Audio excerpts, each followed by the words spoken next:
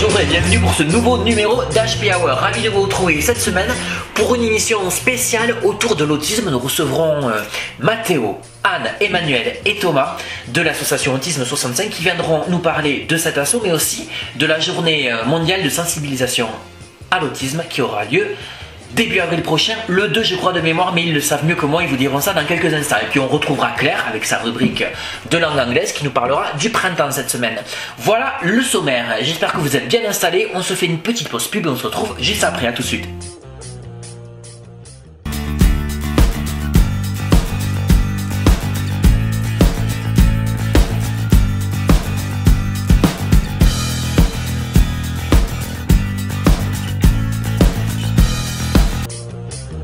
Allez, on se retrouve en plateau avec mon amie Karine, je sais que tu aimes bien que je l'appelle comme ça, et nos invités de la semaine. Alors vous verrez, on a 4 invités qui vont se succéder sur le plateau cette semaine. Nos premiers invités, ce sont Anne et Mathéo. Bienvenue à tous les deux. Bonjour. Alors, est-ce que vous pouvez nous expliquer à nos amis internautes de quoi on va parler avec vous cette semaine? Alors, on va parler d'autisme et plus précisément de l'association Autisme 65. Donc c'est une association qu'on peut trouver à Tarbes et qui permet à tous les gens qui ont besoin, qui ont envie de parler d'autisme, de découvrir l'autisme, tous les autistes, de se retrouver, d'essayer de trouver des solutions aussi aux difficultés qu'ils peuvent rencontrer, aussi bien pour les parents d'ailleurs que pour les jeunes, et moins jeunes d'ailleurs, parce que les autistes ne sont pas spécifiquement jeunes, on est autiste à tout âge. L'autisme étant un handicap, on est autiste et on meurt autiste. Il n'y a pas de possibilité de guérir, c'est pas une maladie. Voilà. Donc l'association Autisme 65, elle a été créée parce que justement des parents ont ressenti le besoin de se regrouper parce qu'ensemble on est plus fort. Oui, et puis on peut se soutenir, échanger de l'expérience. Tout à fait, et puis lutter, parce qu'il y a des difficultés pour tout quand on est autiste, depuis la scolarisation, en passant par l'entrée dans le monde professionnel, voire après. Sur des périodes où par exemple les parents sont partis, ça pose aussi d'autres difficultés. Voilà, donc la possibilité d'être ensemble, ça représentait une force, d'où la naissance de l'association en 2006. Et puis ils ont voulu aller un peu plus loin. Je dis ils parce que j'étais pas là au départ, moi je suis arrivée complètement par hasard. Et donc en 2015 est née, elle a été ouverte sur Tarbes, la maison pour l'autisme. C'est 5 rue de Belfort. La porte est ouverte à tout le monde. Donc la maison de l'autisme, vous avez l'adresse qui s'affiche, hein, si vous voulez la noter sur votre écran. Et donc c'est un lieu d'accueil où je suis arrivée complètement par hasard, puisque moi en fait je travaille pour une radio et je suis arrivée sur une interview. Vous vous occupez donc au sein de l'association d'un atelier radio qui rassemble... Alors ça rassemble, on est pour la mixité. Donc c'est ça qui est intéressant. Ça rassemble des jeunes de 12, Mathéo, de 12 ans à 56 ans pour la plus vieille. Donc l'idée c'est que ça soit ouvert aussi à tout le monde. Et donc il y a une vraie mixité. Tout à fait, c'est aussi bien autistes neurotypiques, puisqu'en fait les neurotypiques c'est les gens qui ne sont pas autistes pour les autistes. Donc neurotypiques, autistes, tous les âges, et même y compris d'origine de différentes nationalités. Oui, c'est ça, c'est vraiment, on est dans la mixité totale. L'idée c'est ça, c'est de faire échanger, créer, communiquer. Et c'est un atelier donc, qui est ouvert à tous, c'est-à-dire qu'il y a le groupe de base qui participe et qui construit les différentes séances de l'atelier, mais derrière c'est ouvert. Donc, on a eu la première année beaucoup d'éducateurs spé qui sont passés pour voir comment ça fonctionnait, du monde plutôt médical et paramédical, mais aussi des familles, des frères, des sœurs, des parents qui venaient pour voir.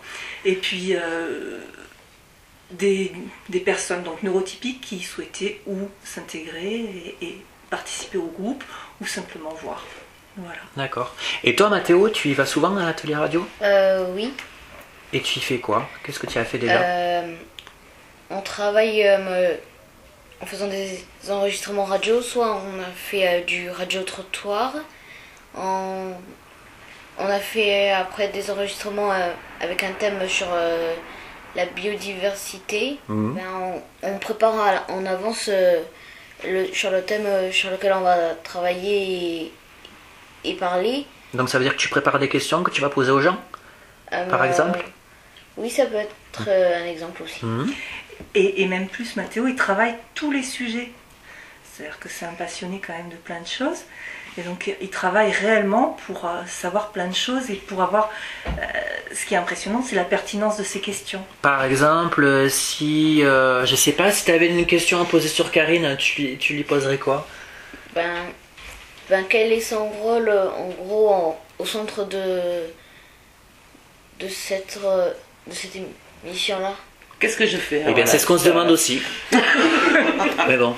Non, vas-y, c'est intéressant. Alors, moi, ce que je fais ici, c'est de la récup créative. C'est-à-dire que je récupère ce qu'on jette, ce qui est recyclable dans les poubelles jaunes, et j'essaye d'en faire des choses déco. Ah, des sculptures artistiques. Un petit peu ça, voilà. Je récupère et je transforme, tu vois. Ah, c'est un point commun qui peut m'intéresser. Ah, et voilà. Voilà. Je te montrerai tout ce que je fais. Figure-toi que moi aussi j'aime construire des choses. C'est vrai? Et bien voilà, avec tout ce qu'on peut jeter, bien après on peut faire plein de choses. Ou avec simplement des bâtons aussi. Ouais, voilà. tu on peut construire construis des tipis. Voilà, Et c'est ce que voilà. j'avais demandé. Exactement. Et des Tu vas feuilles. pouvoir l'embaucher. Et je crois que tu vas pouvoir me donner plein d'idées surtout. Déjà que j'en ai plein. Et voilà. Et plus que ça, on va peut-être pouvoir l'inviter pour notre émission. Parce que, Ça peut être bien. oui, Ah, puisque moi, ça en me fait, plairait ce qu'on aussi. vous a pas dit, c'est que l'émission, ça s'appelle Éco-radiotisme ou le développement durable vu par les autistes. Donc, c'est... Par des autistes. Mais il n'y a pas que ça. Qu'est-ce que tu as fait aussi à l'atelier radio, Mathéo? On a été manger. Ah oui, on est allé dans un restaurant qui est des crêpes. Après, on a fait aussi une sortie avec quelqu'un qui va, dans la prochaine émission, rentrer sur le plateau. Et Anne, qui est ici. On est allé à Saint-Lary et... Qu'est-ce qu'on a fait à Saint-Lary? on est allé à me voir dans un studio de radio et nous avons fait une émission donc et qui avait comme but parler de la sensibilisation, du jour de la sensibilisation de l'autisme. Et on a aussi donc l'objectif de se retrouver, de faire des choses ensemble, pour qu'il y ait un groupe, qu'on ne soit pas isolé, pour rompre l'isolement. Ça c'est vraiment une des choses importantes à Autisme 65, cette idée de pouvoir être ensemble, partager des moments, des expériences. Partager nos difficultés et à me parler aussi un peu de nous, mais pas que ça, parler de choses parfois qui concernent des personnes qui sont tout à fait comme vous tous et aussi quand on fait savoir ce que les autistes peuvent aussi savoir et montrer que parfois ils peuvent être comme tout le monde. De toute façon, on est tous différents. Les autistes ne sont pas plus différents que les autres. Voilà. On ne devrait pas avoir des catégories comme ça. Donc, la dernière chose qu'on fait aussi, qui est super importante, c'est une sensibilisation au niveau des écoles. C'est-à-dire qu'il y a un certain nombre de jeunes de l'atelier radio qui vont parler de l'autisme dans les écoles. Et notre plus belle expérience, enfin en tout cas pour moi, c'est... on a un jeune qui a terminé sa scolarité en première sur un moment difficile, puisque pour lui c'était un échec de la terminer là. Et par contre il ne pouvait plus supporter d'être avec les autres. Et on l'a ramené dans son lycée, il a fait une information auprès d'une classe et il s'est rendu compte qu'en fait il avait sa place à l'école. Que c'était l'expérience qu'il avait vécue, elle était certes difficile, certes compliquée, mais qu'en fait sa place elle était à l'école, qu'il aurait pu continuer et que les autres pouvaient l'accepter comme il était. Voilà. On parlait donc, Mathéo nous parlait d'Hélène, on va découvrir de qui il s'agit avec, donc hop, on change de plateau avec nos invités suivants. Il s'agit de Emmanuel et de Thomas qui sont en train de s'installer. On va parler avec eux de la journée notamment mondiale de sensibilisation à l'autisme qui aura lieu le 2 avril. Donc je ne sais pas qui veut m'en parler, qui veut commencer à prendre la parole, celui qui se sent le plus à l'aise. L'atelier radio d'Autisme 65 a mis en place une tombola pour récolter des fonds pour pouvoir faire venir Hélène et sa maman. Il y aura 3 diffusions. Ce qui est le plus important, c'est le samedi 1er avril à Ibos à 15h et il faut réserver. Donc si les gens n'ont pas réservé au parvis, faut réserver parce que voilà. Donc vous pouvez réserver directement sur parvis.net. Ensuite, il y aura le film est suivi d'une intervention d'Hélène, c'est pour ça qu'on l'a fait venir. Ensuite, ça sera Loup d'Anvielle et ça sera la grosse journée. Et donc il y aura plein d'animations en plus du film. Mais alors du coup, est-ce qu'on peut préciser qui est cette Hélène? Parce que moi j'ai ma curiosité qui est aiguisée depuis tout à l'heure. Alors, Hélène Nicolas, c'est une personne autiste qui ne parle pas. Elle signe tous ses textes Babouillec SP pour Sans Parole. Et donc elle a écrit plusieurs livres. J'en ai lu un qui est très intéressant. Et de ce livre-là a été tirée justement une pièce de théâtre. Et tout ça, c'est ce qu'on voit dans le film. Ça parle d'autisme, mais pas seulement en fait. C'est vraiment sur la différence en général. Ça peut toucher tout le monde. Ça apporte un regard différent sur l'autre, quel qu'il soit. Moi je voulais savoir, Thomas, quel était votre rôle d'abord au sein de l'association, et puis je crois que vous êtes aussi le papa de Mathéo. Enfin je crois Tout à pas, fait, c'est sûr. J'en suis quasiment sûr. Hein, moi aussi je crois. Mais... voilà. Ah je crois. Voilà, donc peut-être. Mais non, mais donc je voulais dire par là que vous pouvez aussi témoigner en tant que parent.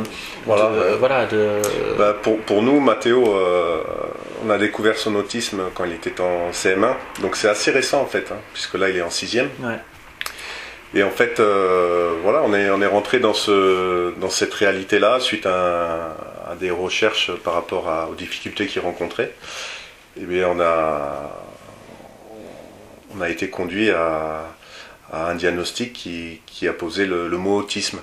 Alors l'autisme, ça fait souvent peur, ça inquiète, on met beaucoup de choses, souvent on pense à Rainman, qui comptait les cartes, et en fait, l'autisme c'est tout un monde, on appelle d'ailleurs, on parle plus d'autisme mais de spectre autistique, puisqu'il y a des autistes qui n'ont pas la parole, qui ont de la déficience mentale, intellectuelle, qui ont des difficultés associées, et puis il y a des autistes qu'on appelait à l'époque autistes Asperger ou de haut niveau, qui ont la parole, qui n'ont pas de problème psychomoteur, mais qui rencontrent aussi d'autres difficultés, entre autres des difficultés sociales, dans la relation à l'autre, dans la communication avec les autres, dans la compréhension du langage non verbal, de contextualiser les choses.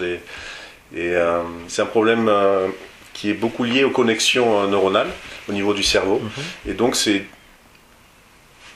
l'ensemble des éléments qui prennent d'autres chemins dans le cerveau des autistes que les chemins dits classiques pour les neurotypiques.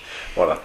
Donc alors, ça apporte à la fois plein de surprises, mais comme le disait Anne, ça nous apprend aussi à réfléchir autrement, à vivre autrement. Justement, qu'est-ce que vous saviez de l'autisme avant que Mathéo soit diagnostiqué? Et quelle vision vous en aviez, et qu'est-ce que du coup ça vous a amené de différent depuis que vous l'avez? Alors pour moi, l'autisme, comme je vous le disais, je pense comme pour beaucoup de gens, c'était souvent un enfant seul qui est un peu prostré, qui bouge pas, qui parle pas. Alors ça existe en effet, c'est l'autisme de Craner, c'est ce qu'on appelle l'autisme le bas du spectre. Voilà. Sincèrement, j'avais beaucoup d'a priori en fait. Donc quand le mot autisme a été posé, on se dit waouh, qu'est-ce qu'on va faire? Et puis quelque part c'est aussi pour moi en tout cas personnellement ça a été libérateur. Je me suis dit voilà, tout ce que vit mon fils, toutes les difficultés qu'on rencontre, c'est bien on se disait mais il y a quelque chose qui colle pas quoi. Et ça donne du sens. Il y a un mot sur voilà, il y a un mot, ça donne du sens. Et puis quand les spécialistes décrivent qu'est-ce que l'autisme, comment il fonctionne, mais pour moi ça a été pour notre famille même ça a été un bien, parce qu'on a pu à partir de là mieux comprendre Mathéo, mieux rentrer en communication avec lui, et ça a été quelque chose de très enrichissant pour notre famille.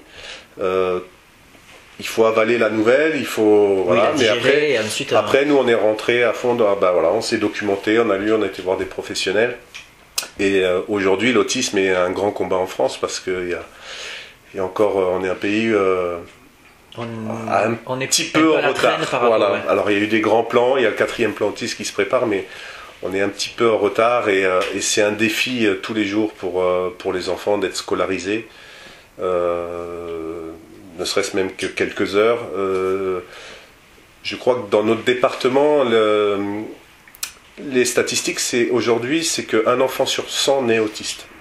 Et dans notre région Occitanie, pour la partie anciennement Midi-Pyrénées, il y a à peu près 250 enfants qui naissent chaque année avec de l'autisme. Et le CRA, qui est le centre référent au niveau régional, ne peut traiter sur les 500 à 800 demandes par an que 250 à 280 de cas. Donc ils prennent au plus jeune âge. Donc après on a toute la problématique pour les enfants, par exemple comme Mathéo, qui ont été diagnostiqués sur le tard, et pour les jeunes adultes, et toute la partie, comme disait Anne aussi, au niveau de l'entrée dans le monde professionnel, etc. Il y a quand même peu de débouchés pour eux, parce qu'ils sont différents et parce que on est dans une société où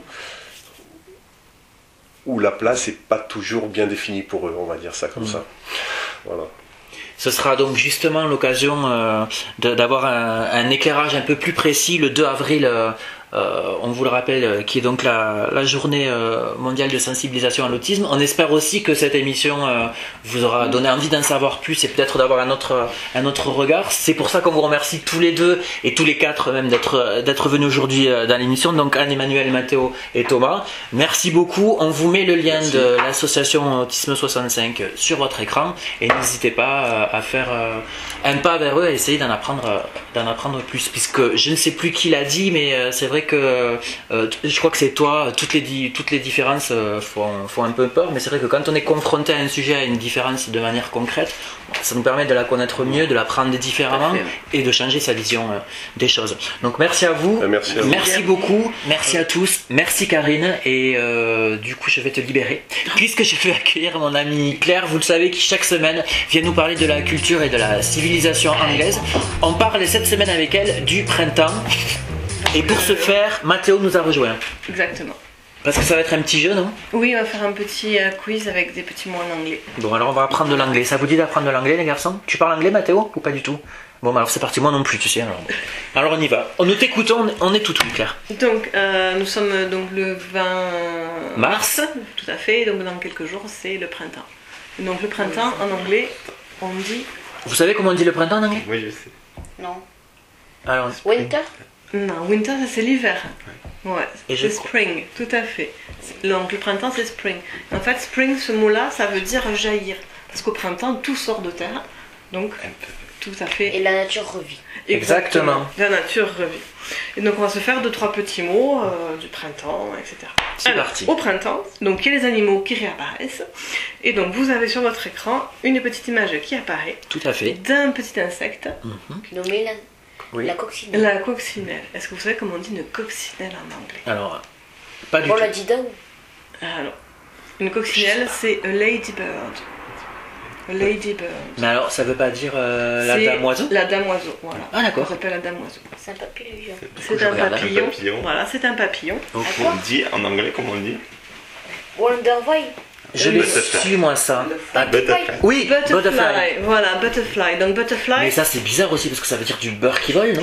Oui, alors en fait, fly c'est beurre voler. qui vole. Mais oui. Mais fly c'est aussi une mouche. Donc en fait, c'est une mouche qui va prendre le beurre sur les fleurs, sur voilà. Donc, D'accord. a butterfly. C'est joli. Ouais, mais c'est C'est joli. très très joli. Ensuite, donc, dans les jardins réapparaissent deux jolies Fleur. fleurs. Comment Alors, dit-on comment une on dit fleur en anglais? Marguerite. Ça aurait pu, mais non. Ça aurait pu. Comment dit-on une fleur en anglais? Flower. Flower. Flowers. Très bien, flower. Celui-ci. Parce que nous sommes bientôt le printemps arrive, mais il y a beaucoup de pluie. Donc on de a la besoin, boue, donc on a besoin des... on a besoin des bottes. Moi je sais, Des mais... bottes de caoutchouc. Oui, des Ouais. bottes de caoutchouc, exactement. Pour patauger dans la gadoue. Pour pas Et tomber on dans la dit gueule. les... Ça ressemble à au Je mot crois en que c'est français. boots. Oui, c'est Ouais. boots. Boots. Et même quand c'est des bottes en caoutchouc, on dit des Wellington boots. D'accord. Un petit dernier pour la route. Allez, un petit dernier pour la route. Dans le jardin, puisqu'il y a la Et pluie, vert. il y a des petits de vers de terre. terre qui sortent. Et ouais, moi je sais pas, tu sais. Je sais pas. Ah, donc un petit ver de terre, on dit a worm. Ouais. Worm. Je sais ça. Tu l'écris comment? W-O-R-M. Ok. Pour réviser votre Faut que alphabet, ça- n'est-ce pas? Donc W-O-R-M. Donc a worm. Ok? Petite chose qui sort de la terre. entre autres des petites choses que vous avez pour le printemps. Donc, il faut qu'on retienne ça pour la semaine Exactement. prochaine et tu vérifieras qu'on l'ait bien retenu. Comment on dit les Exactement. bottes? Vous avez retenu? Boot. T'as retenu, Mathéo? Boot, si. Ouais, voilà, c'est super. Très bien. On aura Magnifique. appris 4 nouveaux mots en anglais. Exactement. Eh bien écoutez, merci beaucoup les garçons, on va se quitter parce qu'on est en train de se Oui. faire attaquer par une mouche. Voilà, qu'on dit donc a fly. Et nous, on se... Vers volant, ça veut dire. C'est ça. Et nous on se retrouve la semaine prochaine pour une nouvelle émission. Qui on aura comme invité la semaine prochaine, Claire? Et donc la semaine prochaine, nous nous retrouvons avec Marie-Hélène, la directrice de la MJC de DOS. Voilà, et on parlera avec elle des projets développés par cette MJC. Tout à fait. Ce sera très intéressant. Tout vous à verrez. fait, Merci ouais. beaucoup les garçons. Merci à bientôt. Et bon atelier radio. On viendra vous écouter. Exactement. Bonne semaine à tous, à lundi prochain. Bye Salut. bye.